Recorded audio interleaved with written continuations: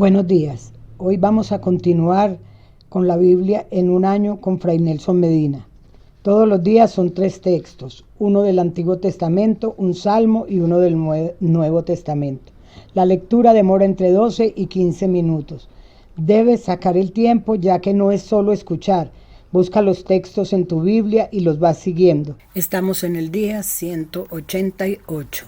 Los textos para hoy son Segunda de Crónicas, capítulo 4, Proverbios, capítulo 17, versículos del 16 al 28 y Romanos, capítulo 6.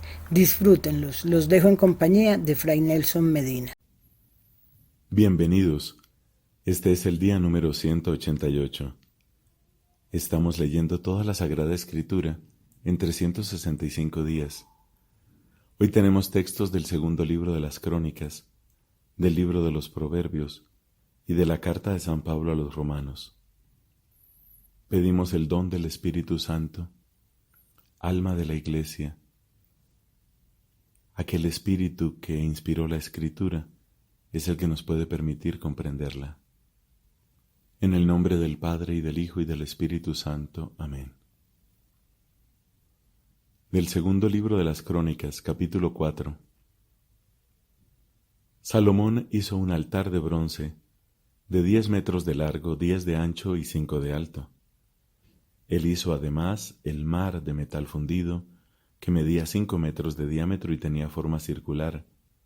Su altura era de 2 metros y medio, y una cuerda de 15 metros medía su circunferencia. Debajo del borde, todo alrededor, había unas figuras de toros, 10 cada 5 metros, que rodeaban todo el contorno del mar. Había 2 hileras de toros fundidos con el mar en una sola pieza. El mar estaba asentado sobre 12 toros, 3 vueltos hacia el norte, 3 hacia el oeste, 3 hacia el sur y 3 hacia el este. El mar se elevaba por encima de ellos, que estaban con sus partes traseras vueltas hasta el interior.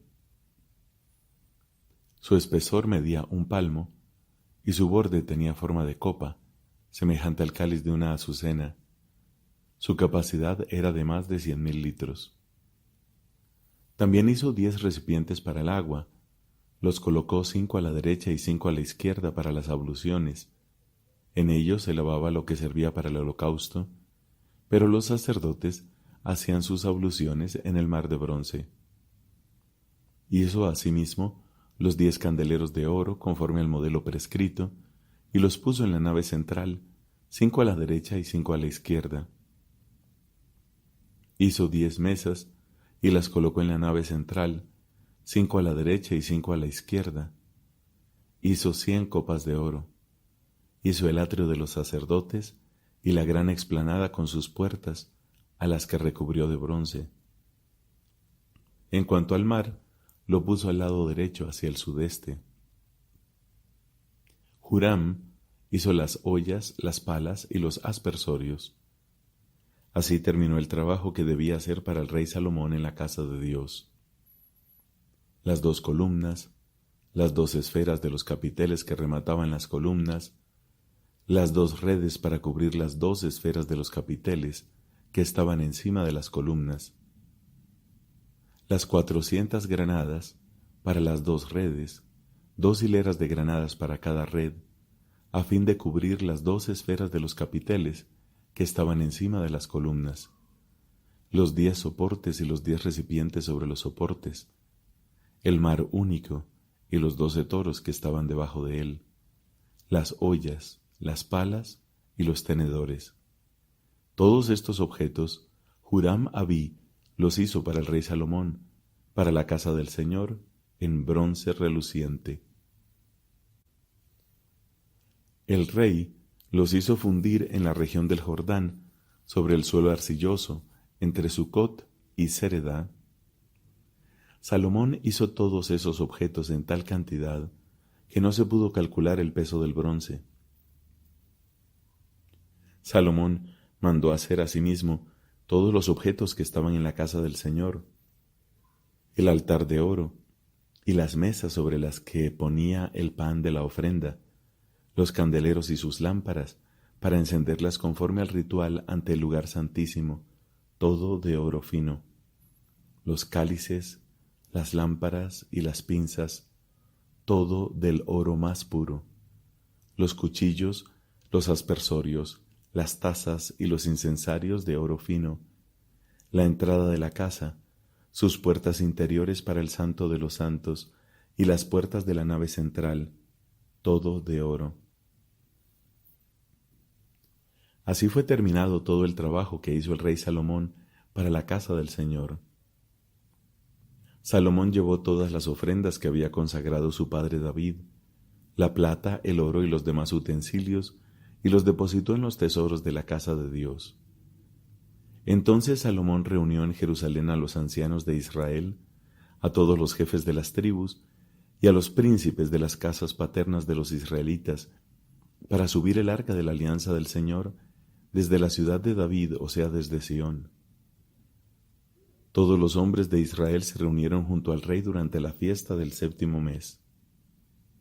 Cuando llegaron todos los ancianos de Israel, los levitas levantaron el arca y la subieron con la carpa del encuentro y con todos los objetos sagrados que había en la carpa. Los que trasladaron todo eso fueron los sacerdotes levíticos. Mientras tanto, el rey Salomón y toda la comunidad de Israel reunida junto a él delante del arca sacrificaban carneros y toros en tal cantidad que no se los podía contar ni calcular. Los sacerdotes introdujeron el arca de la alianza del Señor en su sitio, en el lugar santísimo de la casa, el santo de los santos, bajo las alas de los querubines. Los querubines desplegaban sus alas sobre el sitio destinado al arca y recubrían por encima el arca y sus andas. Las andas eran tan largas que sus extremos se veían desde el santo, por delante del lugar santísimo, aunque no se les veía desde fuera. Allí han estado el día de hoy. En el arca se encontraban únicamente las 2 tablas de piedra que Moisés en el Horeb había puesto allí, las tablas de la alianza que el Señor había hecho con los israelitas a su salida de Egipto. Mientras los sacerdotes salían del santo, porque todos los sacerdotes que se hallaban presentes se habían santificado sin distinción de clases, los levitas cantores en pleno, Asaf, Emán y Yedutún, con sus hijos y sus hermanos, vestidos de lino fino, estaban de pie al oriente del altar, con címbalos, arpas y cítaras. Junto a ellos había 120 sacerdotes que tocaban las trompetas. Los que tocaban las trompetas y los cantores hacían oír sus voces al unísono para alabar y celebrar al Señor. Y cuando ellos elevaban la voz al son de las trompetas, de los címbalos y de los instrumentos musicales, para alabar al Señor, porque es bueno, porque es eterno su amor, una nube llenó el templo, la casa del Señor, de manera que los sacerdotes no pudieron continuar sus servicios a causa de la nube, porque la gloria del Señor llenaba la casa de Dios. Entonces Salomón dijo: El Señor ha decidido habitar en la nube oscura. Sí, yo te he construido la casa de tu señorío, un lugar donde habitarás para siempre. Después el rey se volvió y bendijo a toda la asamblea de Israel mientras ésta permanecía de pie. Él dijo: Bendito sea el Señor, el Dios de Israel, que ha cumplido con su mano lo que su boca había anunciado a mi padre David cuando le dijo: Desde el día en que hice salir del país de Egipto a mi pueblo, no elegí otra ciudad entre todas las tribus de Israel, para que allí se edificara una casa donde residiera mi nombre, ni elegí a otro hombre para que fuera príncipe de mi pueblo Israel, sino que elegí a Jerusalén, para que allí residiera mi nombre, y elegí a David, para que estuviera al frente de mi pueblo Israel. Mi padre David pensó edificar una casa para el nombre del Señor, el Dios de Israel. Pero el Señor dijo a mi padre David: Tú has pensado edificar una casa para mi nombre y has hecho bien al pensar así. Sin embargo, no serás tú el que edificará la casa, sino un hijo nacido de tus entrañas. Él construirá la casa para mi nombre. Y el Señor cumplió la palabra que había dicho. Yo he sucedido a mi padre David y me he sentado en el trono de Israel, como lo había dicho el Señor. Yo edifiqué la casa para el nombre del Señor, el Dios de Israel, y allí he puesto el arca, donde se encuentra la alianza que el Señor concluyó con los israelitas. Salomón, puesto de pie ante el altar del Señor frente a toda la asamblea de Israel, extendió las manos, porque él había hecho un estrado de bronce de 2,5 metros de largo, 2,5 de ancho y 1,5 de alto, y lo había colocado en medio del atrio. Salomón subió al estrado, se arrodilló frente a toda la asamblea de Israel, extendió sus manos hacia el cielo y dijo: Señor Dios de Israel, ni en el cielo ni en la tierra hay un Dios como tú, que mantienes la alianza y eres fiel con tus servidores cuando caminan delante de ti de todo corazón. Tú has cumplido, en favor de mi padre David, la promesa que le habías hecho, y hoy mismo has realizado con tu mano lo que había dicho tu boca.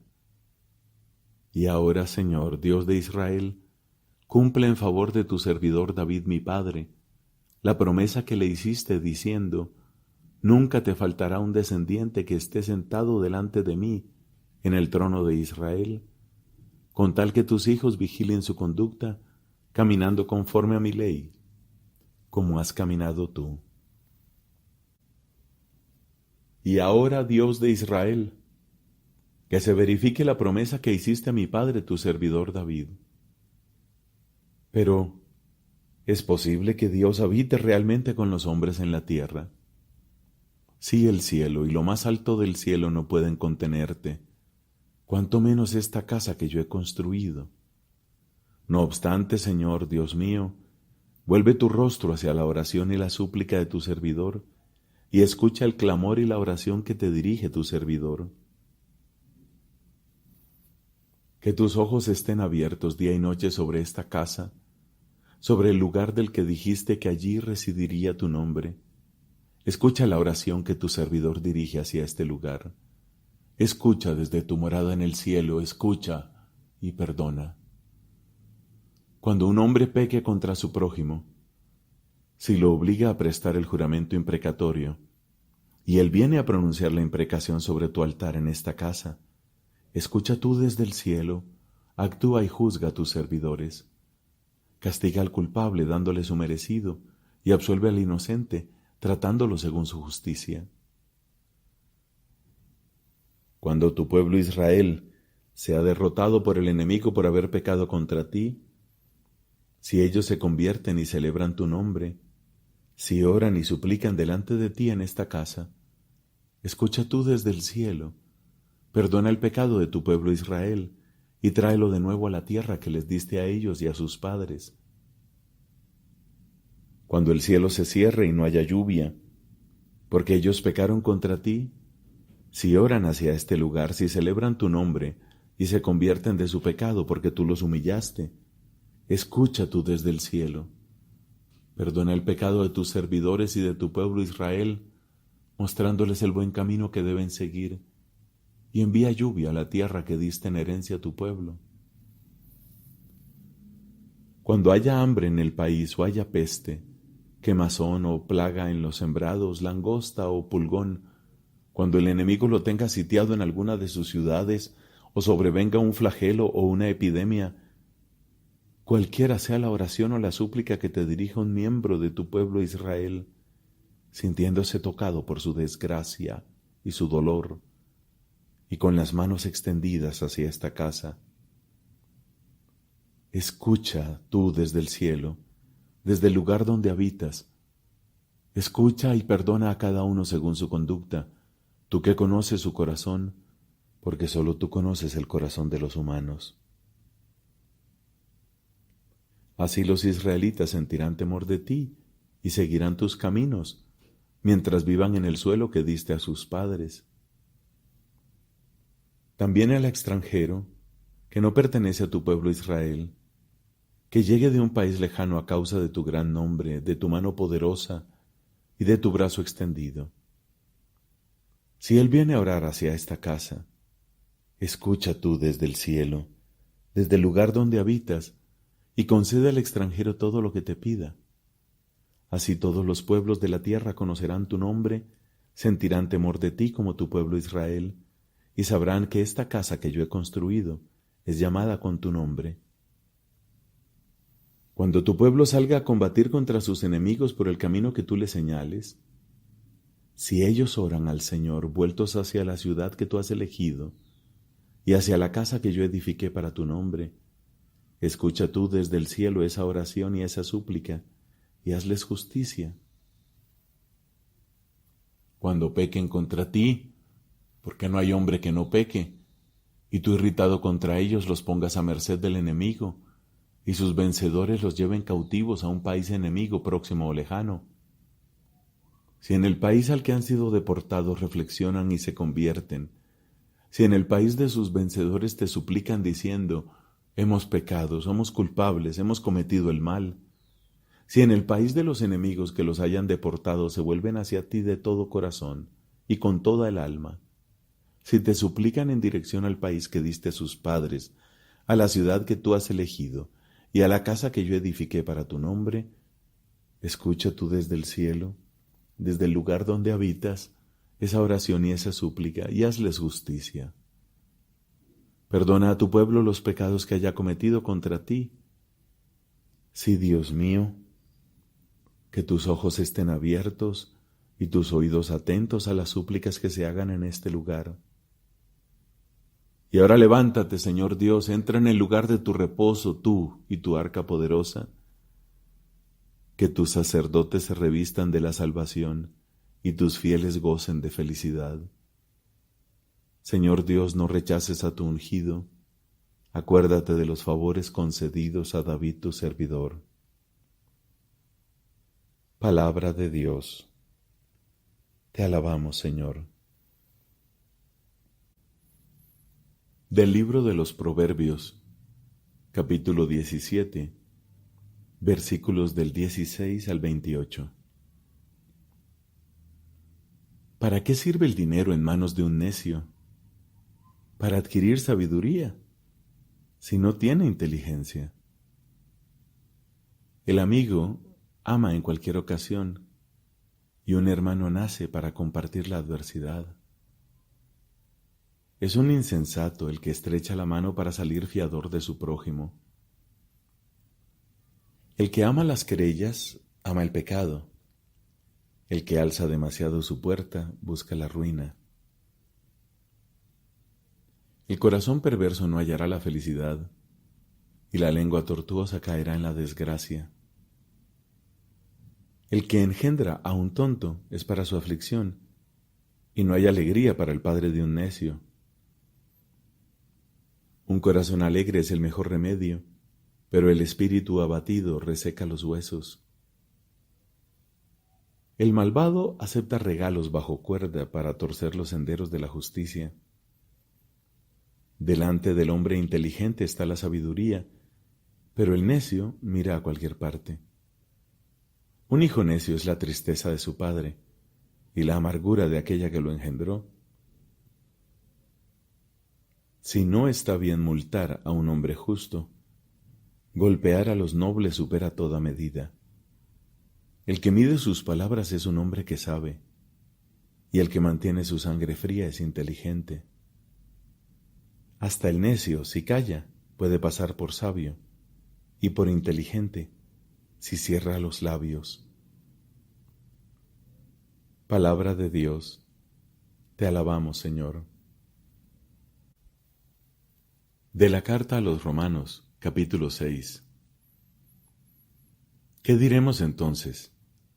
¿Que debemos seguir pecando para que abunde la gracia? Ni pensarlo. ¿Cómo es posible que los que hemos muerto al pecado sigamos viviendo en él? ¿No saben ustedes que todos los que fuimos bautizados en Cristo Jesús nos hemos sumergido en su muerte? Por el bautismo fuimos sepultados con Él en la muerte, para que, así como Cristo resucitó por la gloria del Padre, también nosotros llevemos una vida nueva.